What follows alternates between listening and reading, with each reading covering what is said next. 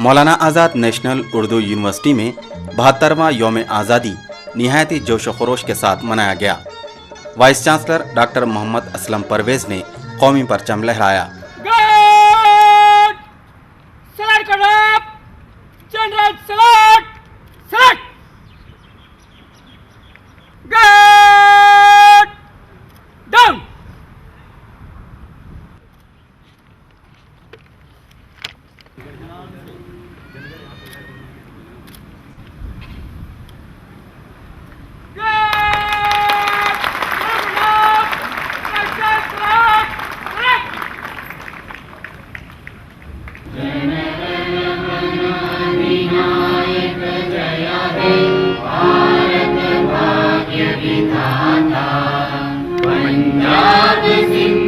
गुजरात मराठा द्राविड़ उत्कल गंगा विंध्य हिमाचल यमुना गंगा उच्चल जलधि तरंगा तब शुभ नामे जागे तब शुभ आशीष मागे गाहे नव जय गाथा जन गण मंगल दायक जय हे भारत भाग्य विधाता जय हे जय हे जय हे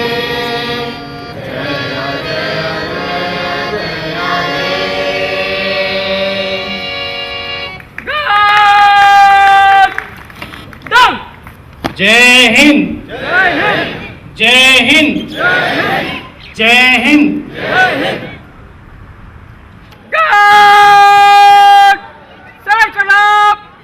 जनरल सलाम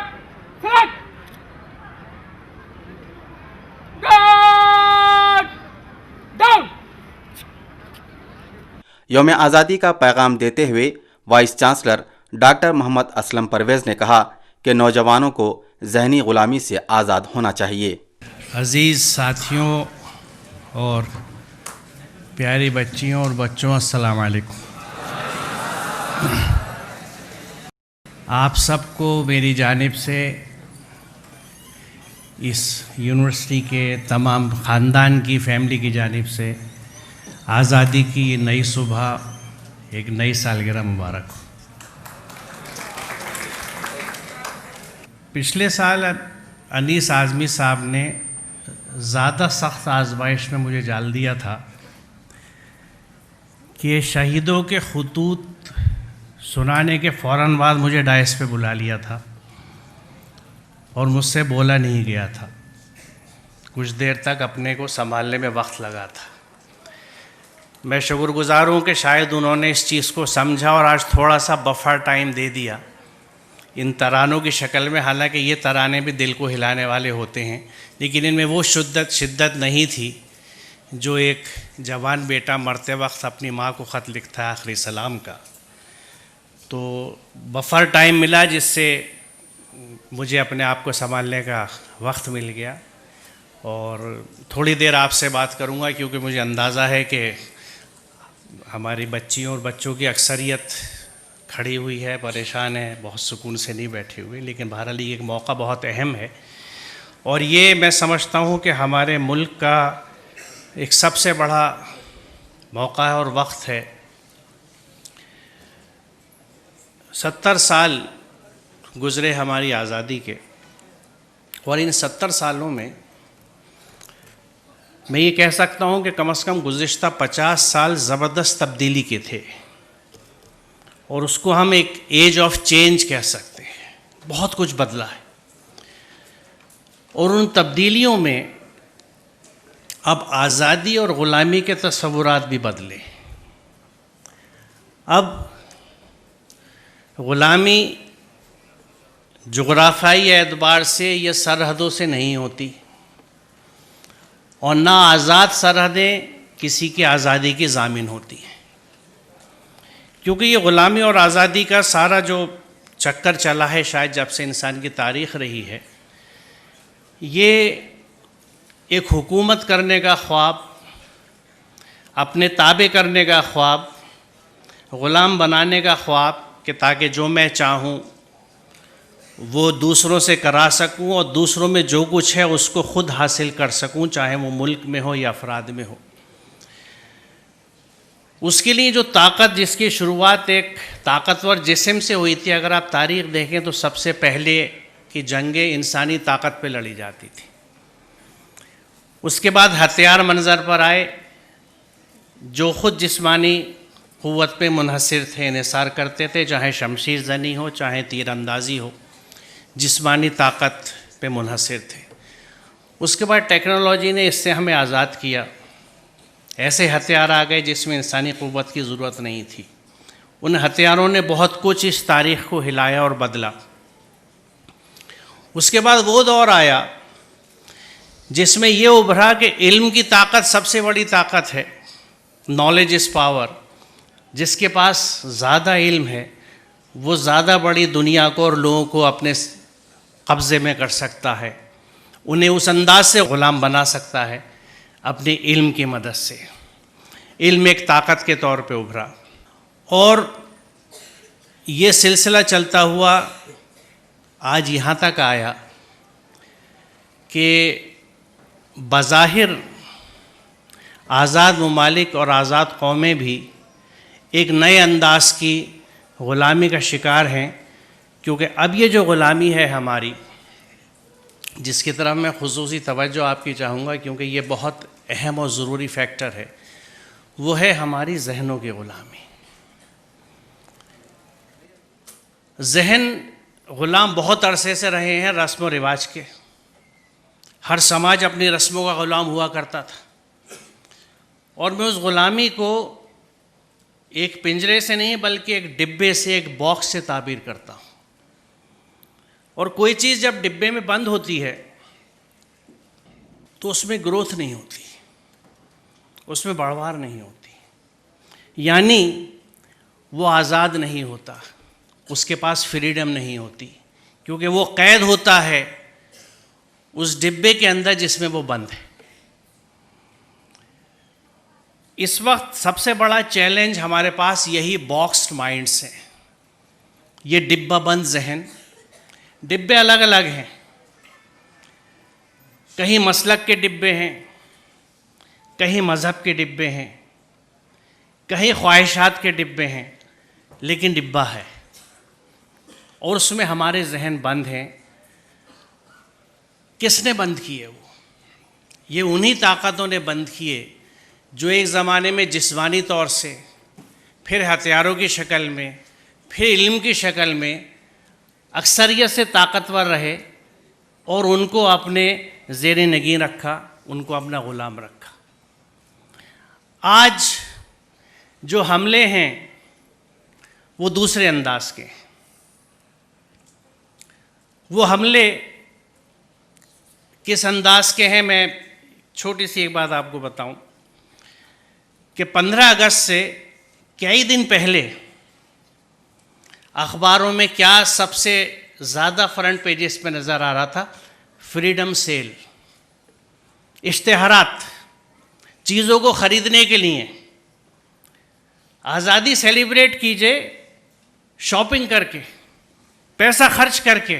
किसके लिए? अपने लिए, बहुत अच्छे से जोड़े बनाने के लिए, अच्छी कारें बड़ी कम किस्तों पे लेने के लिए, अच्छे मोबाइल फ़ोन जिसको देखने का ख्वाब बच्चे देखते होंगे बड़ी सस्ती EMIs के ऊपर।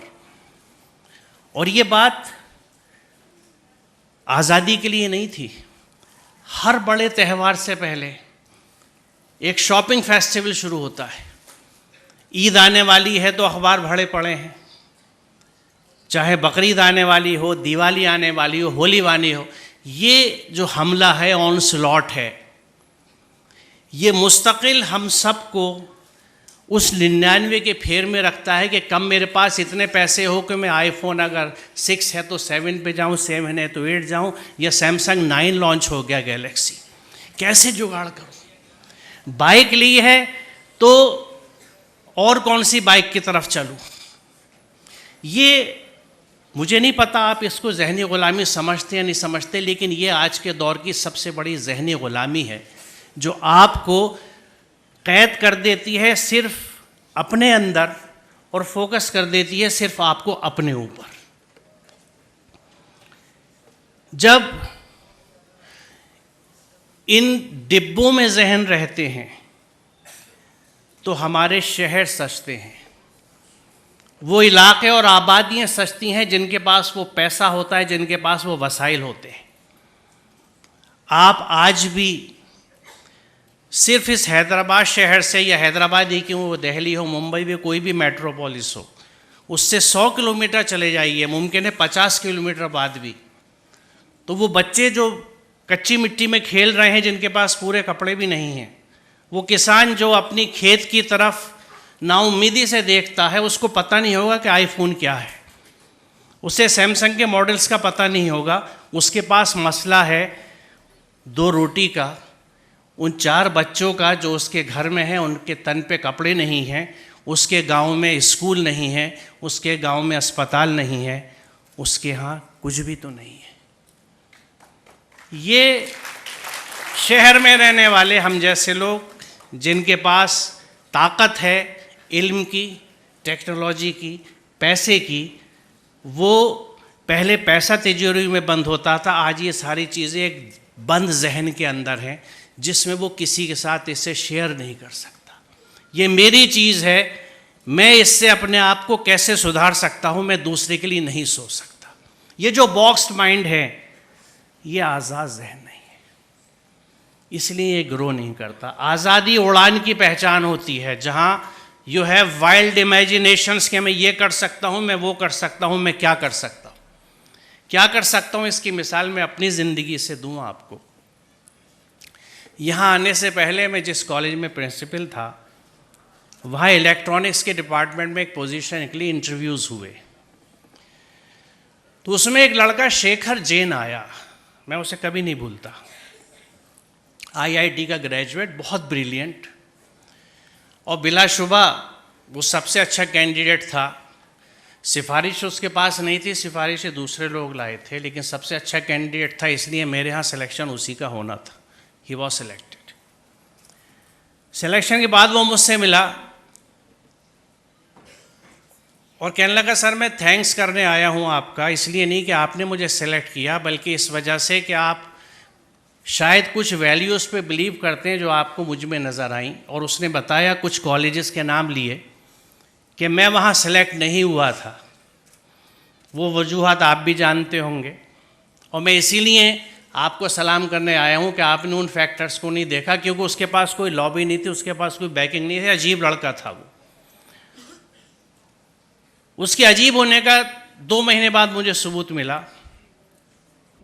जब इत्तेफाक से मैं कनॉट प्लेस की रेड लाइट से फ्लाईओवर के नीचे से निकल रहा था, तो साइड में जो मैदान है घास के, वहाँ वो सड़क के बच्चों को कुछ बताता हुआ मुझे नज़र आया। अगले दिन मैंने उससे बुला के पूछा तो पता ये लगा कि वो इस इलाके में जो बच्चे घूमते रहते हैं पैसे मांगने या रेड लाइट पे खड़े होकर पेंसिलें बेचने, उनको इकट्ठा करके पढ़ाता है, अपनी सैलरी से उनके लिए कपड़े, किताबें और ये सब चीज़ें लेके जाता है, और उस काम में आज भी वो मसरूफ़ है।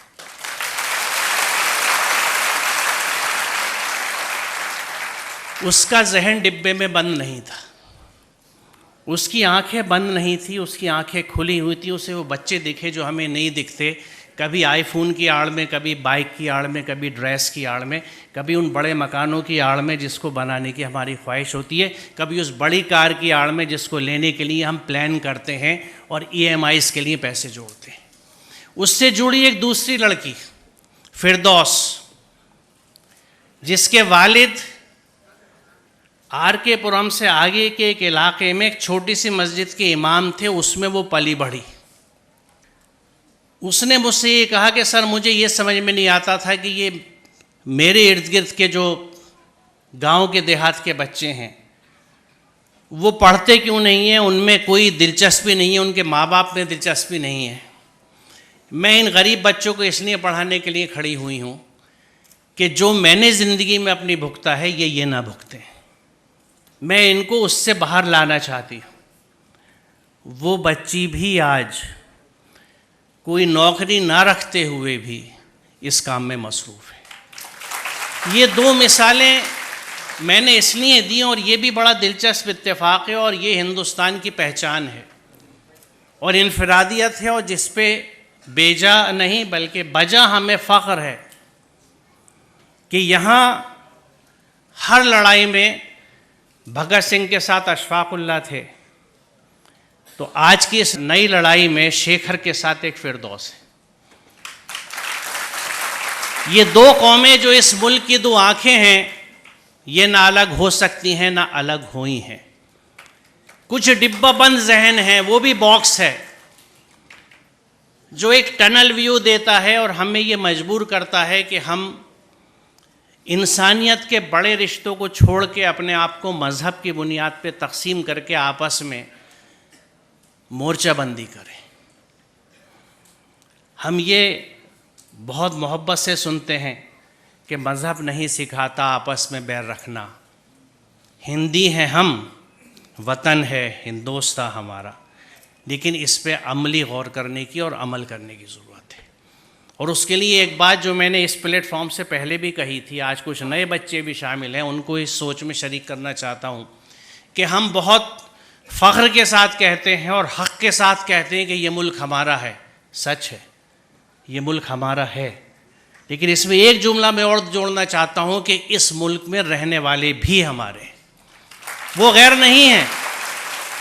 हमने उन्हें गैर समझा भी नहीं, लेकिन अगर उनको गैर बनाने की कोई कोशिश हो रही है तो हमें उस जाल में फंसना नहीं है।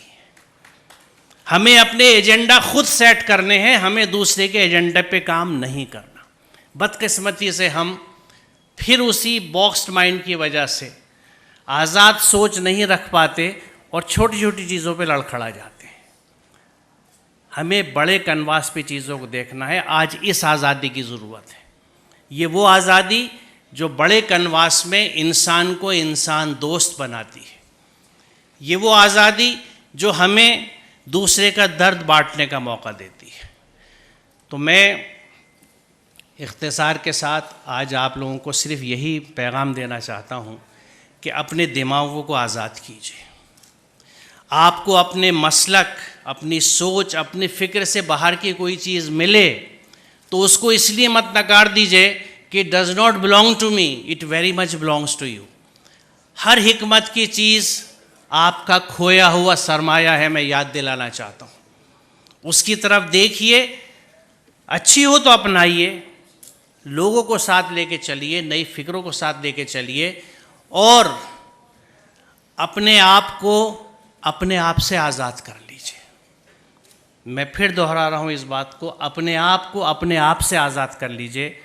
वी हैव बीन हम बहुत ज़्यादा सेल्फ ऑब्सेस्ड रहे हैं, सेल्फ सेंटर्ड होते जा रहे हैं, सेल्फ फोकस होते जाते हैं। हमारे दायरे दिन ब दिन छोटे होते चले जा रहे हैं। हमें उन दायरों को खोलना है। मुझे अपने घर, अपनी ज़ात से बाहर देखना है। इस बात को मैं अक्सर कहता हूँ, नए बच्चों को ख़ास तौर से ये बात मैं कहना चाहूँगा कि हमें, आपको भी ये याद रखना चाहिए। मुझे आज तक याद है कि मैं यहाँ पे कैसे खड़ा हूँ। जो तालीम मैंने पाई है उसमें मेरा ख़र्चा तो ना के बराबर था। मुझे किसने पढ़ाया? मेरे समाज ने पढ़ाया, टैक्स पेयर ने पढ़ाया, जो टैक्स देता है, जिस टैक्स से मेरी तालीम हुई। आप भी उसी तालीम का हिस्सा हैं। कितनी अजीब बात है कि मेरा समाज पैसे खर्च करके मुझे पढ़ाता है और जब मैं कुछ कमाने लायक होता हूँ तो वो मेरी कमाई सारी की सारी मेरे घर में या सिर्फ मेरे ऊपर जाती है, समाज में कुछ नहीं जाती। क्या ये इंसाफ है? क्या ये एहसानमंदी का जवाब है? बल्कि इससे एक दर्जा में आगे बढ़ जाता हूँ कि बहुत माजरत के साथ, लेकिन चूँकि एक अक्सरियत के साथ ये मामला होता है इसलिए मैं ये मिसाल दे रहा हूँ कि अगर मेरा समाज मेरी तालीम पे खर्च करके मुझे सिविल इंजीनियर बना देता है तो मेरी आमदनी तो मेरे घर में खर्च होती ही है। मैं समाज को बदले में कुछ नहीं देता, बल्कि उस समाज के लिए जब सड़क बनती है और पुल बनता है तो मैं उसमें भी पैसे खा के, माल ख़राब लगा के समाज के लिए और नुकसानदेह बन जाता हूँ। तो वो एक्सट्रीम्स भी होती हैं। और इसमें बात सिर्फ सिविल इंजीनियर की नहीं है,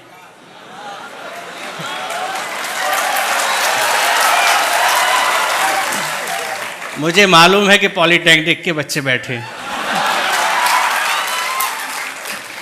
बात हर करप्ट आदमी की है, बात हर बिकने वाले आदमी की है, बात हर बिकने वाले जहन की है। और बड़ी दिलचस्प बात है कि भूखा बहुत देर में बिकता है, अमूमन मुश्किल से बिकता है। जिसका पेट भरा होता है, जिसके पास रोजगार होता है, वो पहले बिकता है। क्यों? ये लालच क्यों है? लालच इसलिए है कि ऑब्सेशन है। ऑब्सेशन है किस बात का? अपनी ख्वाहिशों को पूरी करने का। मुझे ये भी चाहिए, मुझे बड़ा घर चाहिए, मुझे बड़ी गाड़ी चाहिए, मुझे अच्छी लोकेलिटी में मकान चाहिए। और इसको वो तमाम ताकतें पुश करती हैं, इस मूवमेंट्स को, जो हमें ग़ुलाम बनाना चाहती हैं। ये स्लोगन आपको याद होगा, मुझे 2 स्लोगन हमेशा खटकते हैं और ऐसे बहुत से हैं। Address to be identified with. आपको एक हाउसिंग सोसाइटी, एक कॉलोनी वो एड्रेस देती है जिसके लिए कहती है कि address to be identified with. आप फ़ख्र से लिख सकते हैं कि आप इस पते पर रहते हैं। वो फ़ख्र आपको इलाके का, उसके मकानों का, उसके बंगलों का है। और दूसरा स्लोगन कि your bathroom is a room too. एक रिवॉल्यूशन शुरू हुआ था बाथरूम्स का, जो आज इंतहा को पहुंच चुका है रिमोट की शक्ल में। मेरे ज़माने में बाथरूम्स में एक पटरा लकड़ी का, एक बाल्टी, एक मग और एक साबुन की बट्टी और एक तेल की शीशी होती थी। एक जूना होता था स्क्रबर, लूफा होता था, कभी तुरई का, कभी मिट्टी का Jama. That was the bathroom. और अल्हम्दुलिल्लाह उससे लोग नहाते भी थे, तहारत भी थी। आज बाथरूम का स्लोगन है कि it is a room too. हम भी वाकई जब मकान बनाते हैं तो बाथरूम को बड़ी सज्जा सजावट के साथ बनाना चाहते हैं और अच्छा खासा खर्चा उस पर करते हैं, ये सोचे बिना कि क्या इस खर्चे का कुछ और बेहतर इस्तेमाल नहीं हो सकता है। क्यों? क्योंकि हम गुलाम हो चुके हैं उन स्लोगन्स के, उस ऑनस्लॉट के, उस हमले के, जिसने हमें एक बड़े पाए का कंज्यूमर बनाया है। Consumer of the tertiary order जिसको मैं कहता हूँ। प्राइमरी से तो बहुत आगे निकल चुके हम। प्राइमरी चीज़ों में तो आटा दाल होती है जिसके लिए अक्सरियत इस मुल्क की तरसती है। तो मैं सिर्फ ये चाहता हूँ कि ये नौजवान जहन उड़ना सीखें। Let your imagination fly. सोचिए, आउट ऑफ बॉक्स थिंकिंग जिसको कहा जाता है। नए रुख पे सोचिए, हर चीज़ पे सवाल कीजिए कि मैं ऐसा क्यों करूँ, why should I do it. क्या ये सही है? अगर मेरे लिए सही है तो क्या मेरे समाज के लिए सही है? और उसमें सबसे बड़ा आजकल का जो नौजवानों के लिए एक मेरा पैगाम है, वो सबसे बड़ा मसला आपकी इस तालीम की स्टेज से शायद बात की स्टेज का है, आपकी शादी का मरहला। उसमें भी आज़ादी चाहिए आपके फ़िक्र की। आप समझ गए किस चीज़ की आज़ादी की मैं बात कर रहा हूँ। अगर आप जहेज़ लेते हैं और जहेज़ के साथ शादी करते हैं तो आपका जहन कैद है। आज़ाद करिए।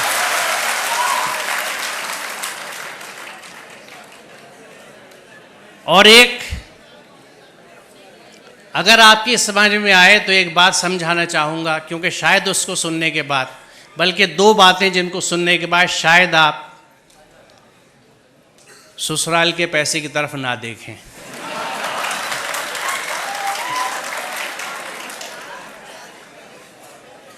दोनों बातें संजीदा भी हैं और रंजीदा भी, लिहाजा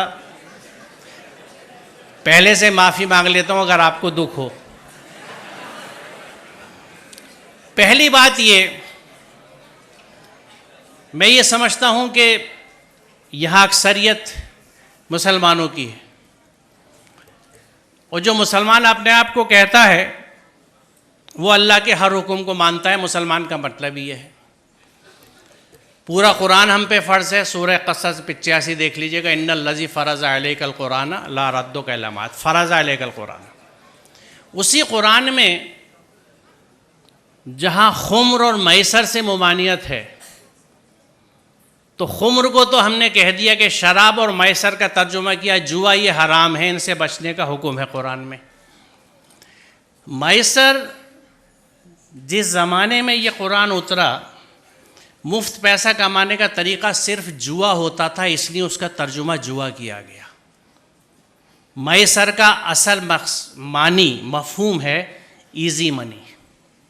हर वो पैसा जो बिना मेहनत के मिले वो मैसर है, जिसमें जहेज़ आज के ज़माने में सरे फहरिस्त है, लिहाजा हराम है। यहाँ अरबी के प्रोफेसर्स भी बैठे हैं, शायद इस्लामिक स्टडीज़ वाले भी हों, ना हो तो आप मिल लीजिएगा, पूछ लीजिएगा कि मैसर का मफ़हूम क्या है। वो पैसा जो बिना मेहनत के हासिल हो, हर तरह का, उसमें जुआ भी है, सट्टा भी है, रेस भी है, उस तरह की स्टॉक मार्केट्स भी हैं जिनको सट्टा ही कहा जाता है, ये सब हराम है। हम अगर मुसलमान हैं, बड़े अफसोस की बात है कि हम अपने आप को मुसलमान भी कहते हैं और मुफ्त का पैसा भी लेने के चक्कर में लगे रहते हैं। इस जहन से आज़ाद होने की ज़रूरत है। दूसरी चीज़, अल्हम्दुलिल्लाह बेटा भी पाला है और बेटी भी पाली है। जहन समझता हूँ औलादों के, और ये सब मेरी बच्चियाँ हैं, इनके इतने साथ रहता हूँ जैसे आप बच्चों के साथ रहता हूँ। कुछ आपके जहनों को समझता हूँ और अरसे से समझता हूँ, आज की बात नहीं है, 40 साल हो गए पढ़ाते हुए मुझे और बच्चों के साथ रहते हुए। उस तजर्बे से मैं आपको बता रहा हूँ कि बच्ची अपने माँ बाप से बहुत मोहब्बत करती है। आप अपने घर में देख लीजिएगा, अपनी बहनों को, अपनी माँ को देख लीजिएगा, मैं कैसे कितना बड़ा रिश्ता है उनका, आज भी नहीं भूली। कभी कभी इस पर झगड़ा भी हो जाता है। बच्ची माँ बाप से बहुत अटैच होती है। बच्ची कभी इस बात को नहीं भूलती कि इस रिश्ते के लिए मेरे माँ बाप ने कितनी तकलीफ़ उठाई है अपने समझाने की डिमांड्स पूरी करने के लिए। जो बच्ची इस दुख के साथ आपके घर में आ रही है, वो आपसे और आपके घर वालों से कभी सच्ची मोहब्बत नहीं कर सकती। लिख लीजिए इस बात। आप बहुत बुरा सौदा कर रहे हैं। रिश्तों की बुनियाद मोहब्बत और अक़ीदत पे होती है, उनसियत पे होती है। सर कटाने की तमन्ना अब हमारे दिल में है, एक जज्बा होता है, यह है मोहब्बत। आप उस सब के बदले में चंद टके ले लेते हैं, शायद गाड़ी, कुछ इस्तेमाल का फर्नीचर, क्योंकि शायद आप ये समझते नहीं या ये समझते हैं कि आप इसे नहीं कमा सकते। आपको ना अपनी क़ुव्वत बाजू पे भरोसा है, ना उसके राज़िक़ होने पे भरोसा है, आपको ससुराल पे भरोसा है। सोचिए ज़रा, इससे बड़ी नामर्दी की कोई मिसाल नहीं है।